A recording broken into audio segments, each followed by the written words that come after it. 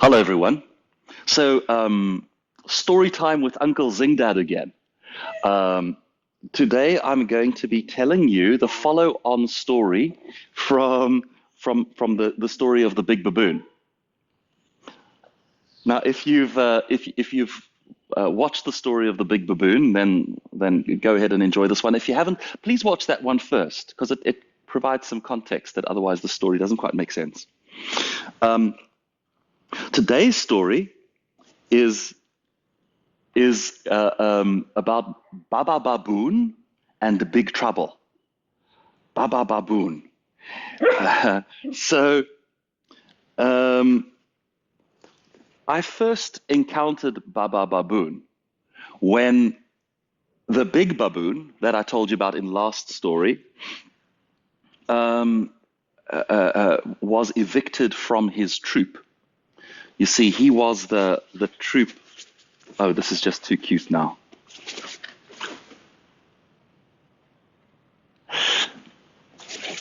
They're completely stealing my show. So Big Baboon was the chief of the troop, and I had a deal with Big Baboon. I'm sure you'll remember from my previous story. I had a deal with him that he stays on his side of the line, and I stay on my side of the line, and we get along just fine together. His troop doesn't come and raid my vegetable garden. And then on a day we arrived home and the vegetable garden had been raided. And I was really quite disappointed. What happened to my deal? And I went to speak to Big Baboon, and he said it wasn't me, it was Baba Baboon. So I needed to understand what's the story. If Big Baboon didn't do it, how's Baba Baboon and who's Baba Baboon and how did all of this work? And the way it worked out is Big Baboon had a son that wasn't very large. He was born small, and he grew up quite small, and he was picked on by all of his brothers a lot, and he had quite a rough upbringing. Baba Baboon did, and as a result, he was just extra feisty, and he always fought harder and tried harder and worked harder, and so. Perhaps it should be no surprise that it was eventually Baba Baboon that came back to the troop and kicked Dad out. This is the cycle of life in the world of a baboon. So Baba Baboon became the troop leader of the troop. And not only was he small of stature for an alpha male, I mean, still a big baboon, but small for an alpha male. But he also had all the attitude. So he took over the troop unbeknownst to me. And it was some months later before their troop came and raided here. And so that was when I realized something's different. That was when I found out about him. This is when I went to go and talk to Baba Baboon. Now, I was expecting the same kind of interaction that I'd had with Big Baboon. I was expecting to bring myself in front of him and negotiate a new deal. But when I tried to bring myself in front of him, he wanted nothing to do with it. I no talk to you. He's like this. You smelly. Go away. He's not interested in the least. He doesn't want to know about me. And I tried 2 or 3 times. And I could tell he was sort of enjoying this, his imperiousness at being able to just dismiss me, and I've got no recourse. So what am I to do? Because I can't have this. I can't have them raiding, and I'm certainly not going to start shooting them. So what do I do? Well, I went for a conversation with a being that is known to me as the Green Lady. I suppose I think of her as being the supreme nature spirit of the forest area. She's kind of like, I suppose, a manifestation of Gaia. She's part of the goddess energy. And I have made very dear friends with the Green Lady from here.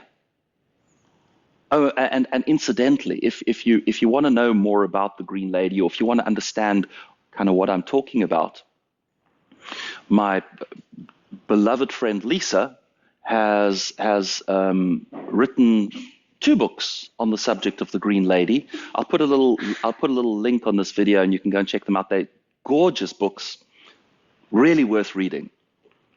So the Green Lady, I go and speak to the Green Lady, and I say, look, here's my challenge. There's this new baboon, and he doesn't want to know about me. And she said, it's fine. Let's go together to go and talk to him. So she tells me, just take a step behind me. Now, to be clear, this is all happening in my imagination. I mean, I'm in a meditation state, and I'm having these experiences. In my experience, she is beautiful and tall. She's like, I don't know, maybe an extra 50% taller than me. The serene beauty of green light made form, and everywhere there are tendrils and like vines and buds and flowers in her hair, and she's just, my goodness, she's magnificent. And she speaks telepathically, and she tells me, just behind me. And we go and we approach Baba Baboon. And he is immediately respectful. He immediately understands, from his perspective, this is royalty. If he's a chief, she's the empress. He's immediately, and she says, this one is beloved of mine. Speak to him, please. So Baba Baboon calls his council. Just as Big Baboon did, there's a semicircle on either side of him. Again, I don't know if this is his senior wives or his senior children, or if these are the ancestors, or I don't know. The important thing was to talk to Baba Baboon. So I talk to Baba Baboon, and I say to him, please stay off my land, and this is the story, and I'll respect yours, and you'll respect mine, and we'll rub along fine together. And he's like, no. What it transpires is that he is he's an ambitious baboon. He has plans for his troupe, and he wants his troupe to grow and to thrive and to be successful. And there's another baboon. He says this other baboon, his name is Big Trouble.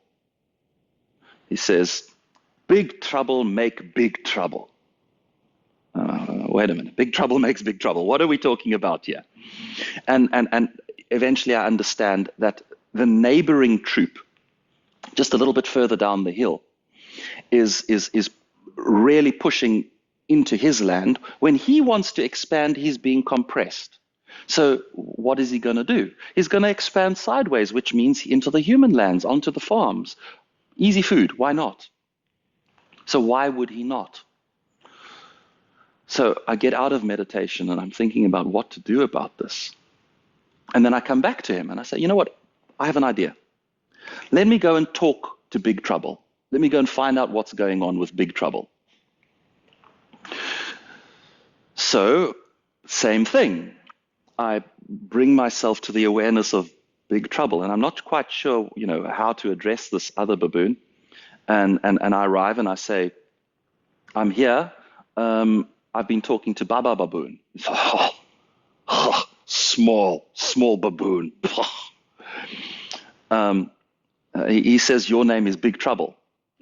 Big Trouble. He's quite happy that his name is Big Trouble.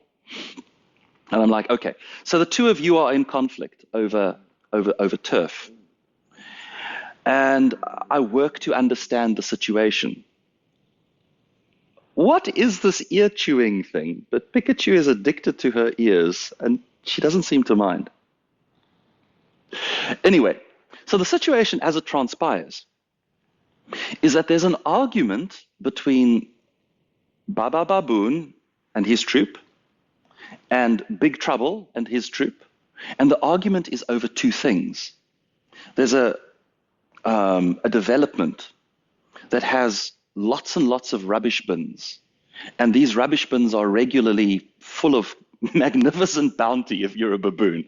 There's good pickings to be had in those rubbish bins. And Big Trouble considers the bins to be his turf. And Baba Baboon, as soon as his back is turned, Baba Baboon is in there and raiding the bins. And then there's this kind of closer to me, the nature. There's trees and, well, things that baboons naturally find their food in. And when the one is here, the other's there, and they keep raiding each other's land, and they keep pushing each other. And what are we to do? So I'm like, all right, now I understand the problem. Big Trouble explained the problem to me. So I go back to Baba Baboon, and I say to him, all right, I have a deal for you. If I can broker a truce, if we can agree on a boundary between the Baba Baboon troupe and the Big Trouble troupe, will you leave my land alone? And I can see he's like, this is interesting. You know, now we have a negotiant who's going to go and is going to get this all worked out, and this makes him feel important. You know, now he's got a minion to run around and negotiate for him. Yeah, you know, he likes this. Okay, yeah. But he must agree. So I said, well, here's the deal. I'll check it with you first. You must agree first, and then I'll go and talk to Big Trouble. Okay, he likes that. So I said, here's what we do. We're going to give Big Trouble the bins. Big Trouble can have the bins. He claims the bins, you claim the natural part, the natural forage. And he's, no, why would he agree to that? And I say, I'll tell you a secret that I won't tell him. And it works like this. I know how humans think because I are one. You know what I mean? I know how humans think because I'm a human.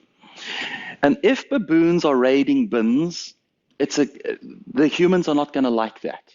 They're not going to like the mess. They're not going to like the incursion of the baboons. And soon after raiding bins, the baboons get more and more tame. They start breaking windows and raiding kitchens. And that settlement is not going to like this for very long.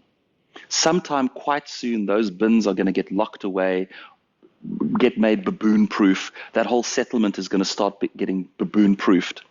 And that resource will dry up. Lock in the agreement now that you have the natural forage. And I can see he's contemplating this. I can see I'm actually reaching him. So I say, and more than that, this nature will always be. It's been declared. It's like state protected land. It will always be as it is. You want to keep your troop on this land, and you want to keep them as acclimatized to harvesting naturally, because that's going to keep your troop strong and healthy and in contact with nature. You don't want your troop to become dependent on human beings, because human beings chop and change, and things change, and your troop is then at their mercy. And he thinks about this, and he thinks about this. He says, okay, it's a good plan.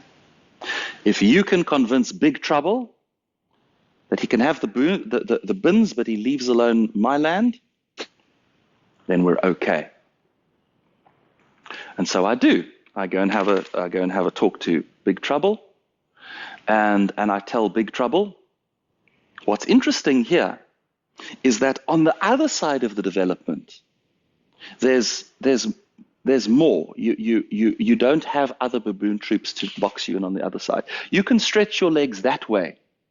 You can have the bins, and you can have everything that side. You just need to leave this portion of natural forage for Baba Baboon, and he will leave you alone, and you leave him alone, and there's peace between the two of you. And Big Trouble is convinced quite easily.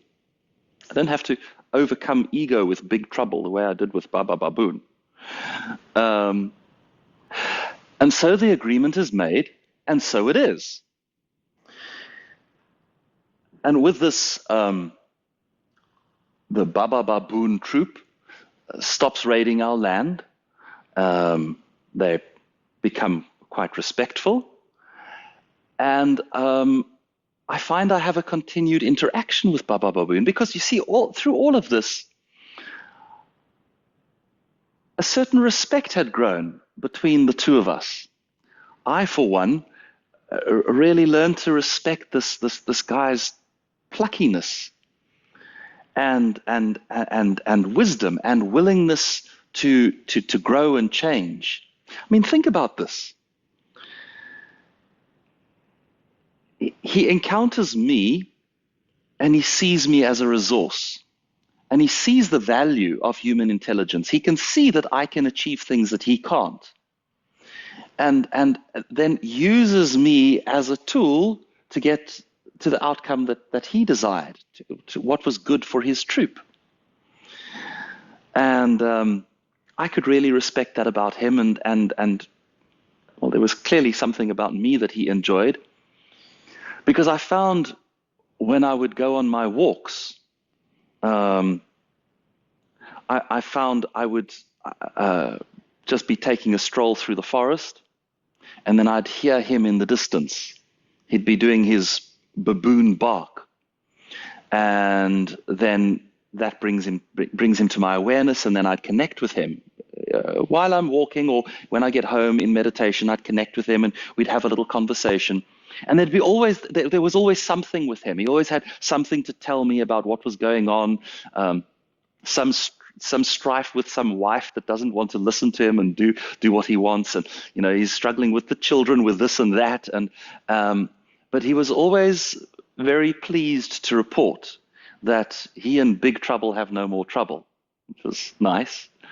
And he also taught me to do a baboon bark. He let me understand that this is a very dignifying and respectful thing to do, the baboon bark. It's like how one troop alpha lets the other troops in the environment know where they are. So as long as you're barking, you're signaling your location, and then the others can avoid you. And so this is how you avoid conflict. But it's their means of communication. It's their means of connection. Now, the baboon bark is something between a dog bark and a really loud shout and a sneeze, I suppose. And when I'd hear him barking, he taught me to do this too. So then I would also start. The baboon bark, I can't do it full volume. I'll blow the little microphones in my headset. But you have to show your teeth. You start with your teeth, and then you make a wahoo, wahoo. But you do that full voice. You've got to do it from the belly, and you've got to project, and you've got to throw your voice to where your audience is, to the other baboon. And it's quite something to hear two baboon alphas yelling at each other across the gorges. And since I've become a part of this now, I go on my walk, and if I hear one of them shouting, then I stand at the edge of my turf and I give my baboon bark and I shout and I say, "Here I am," and they, "Here I am," "No, here I am," "No, here I am." I can't do it for too long because my human vocal cords aren't made for this. They get stripped raw. But I can give a few good baboon barks. And I get lots of approval from Baba Baboon. He says, "This is good. This is good. I'm learning to be a good human." So it's interesting. I've developed a respectful friendship with Baba Baboon, and something completely unexpected arose in one of my conversations with him. Out of his own, unprompted by me, he says to me, he will tell the children to tell the children, so that I don't have this problem of needing to renegotiate a relationship with the alpha male every time there's a change of guard, which will happen every few years. They don't live that very long, and they get chucked out as soon as they start to lose their teeth or get a bit old. So He actually was thinking of me post his own demise, as it were, as Baboon Alpha. He actually thought of me. He found kindness and love and care in his heart for me, even when it no longer benefits him. Now that's interesting, because baboon troops, well, baboons really they operate on self-interest. They're a very highly advanced service to self kind of a society. And here he was reaching beyond his own self-service. Here he was reaching into a kindness, a gift, a generosity to me. I was very touched by that. Now, of course, we'll have to wait and see what transpires, because it might be that he is deposed by a strong male from somewhere else, not one of his own children. It might be. Who knows? Who knows? Who knows? This is not really what's important to me. I mean, obviously, I'd like it if I never have to do this again, but that's not the story. The story is that this baboon drove its own evolution to a next level of consciousness. And through this, I'm reminded again and again and again that the same spark of the divine that I find within myself, obviously I can find in other humans around me, but it's the same spark of the divine in the animals. It's the same fragment of God that is in the consciousness of these animals.